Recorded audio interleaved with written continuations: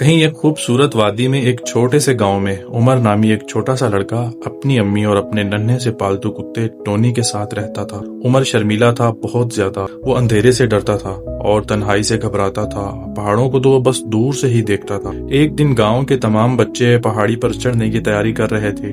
سب کے ہاتھوں میں پانی کی بوتلیں، بیگ اور ہونٹوں پر جوش بھری مسکراہٹیں تھیں۔ عمر تھوڑا دور کھڑا تھا، بس دیکھتا رہا چپ چاپ، دل میں خوف لیے۔ امی نے اس کا چہرہ دیکھا، نرمی سے کہا، بیٹا ڈر کو پیچھے چھوڑنا سیکھو ورنہ زندگی وہیں رک جاتی ہے۔ اگلی صبح عمر نے پہلی بار خود کو آزمانے کا فیصلہ کیا۔ اپنے ننھے قدموں اور اللہ کے بھروسے وہ پہاڑی کی طرف چل پڑا۔ راستے میں کیچڑ تھا، اس کا دوست فیضان پھسل گیا۔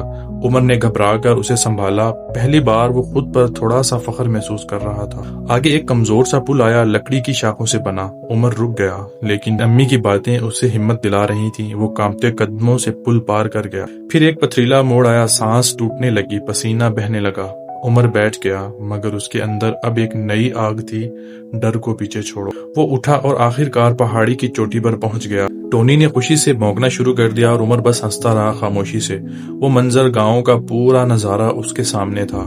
ایسا لگا جیسے وہ دنیا کا سب سے بہادر لڑکا ہے۔